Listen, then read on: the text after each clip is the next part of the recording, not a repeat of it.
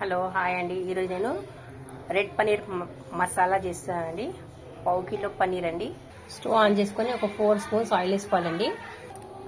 ఈ గిన్నెలో ఒక 2 స్పూన్స్ కారం అండి, ఒక 1.5 స్పూన్ ఉప్పు అండి, పసుపండి. ఇప్పుడు ఇదంతా మంచిగా కలుపుకోవాలండి. దీంట్లో కొద్దిగా వాటర్ వేసి కలుపుకోవాలి.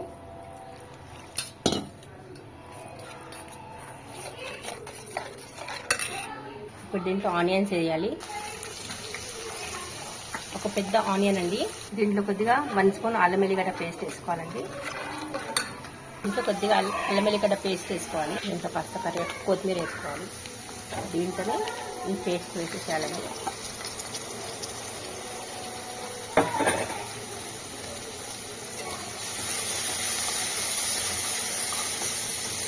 ఆయిల్ పైకి వచ్చేదాకా వేయించుకోవాలండి బాగా. ఇదిగోండి ఆయిల్ పైకి తెలిసింది కదా. ఇప్పుడు దీనికి ఒక 2 టమాటాలు, 2 ఉల్లిగడ్డ వేయించుకొని పేస్ట్ చేసుకోవాలండి. ఈ పేస్ట్ ఇప్పుడు దీంట్లో వేసుకోవాలండి. ఇదే మనకి గ్రేవీ అండి. ఇప్పుడు దీంట్లోనే కొద్దిగా వాటర్ వేసుకోవాలండి. ఒక చిన్న గ్లాసు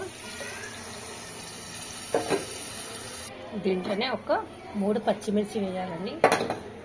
ఇదిగోండి ఇప్పుడు దీంట్లో మనం ఇది పన్నీర్ వేసేసేయాలండి. దీంట్లో హోల్ గరం మసాలా, ఒక 2 స్పూన్స్ పన్నీర్ మసాలా. చూడండి అయిపోయింది పన్నీర్ కర్రీ. చూసారండి, రెడ్ పన్నీర్ కర్రీ రెడీ అయిపోయింది. కొద్దిగా కొత్తిమీర. లైక్ చేయండి, షేర్ చేయండి, కమెంట్స్ చేయండి. Thank you. Bye bye.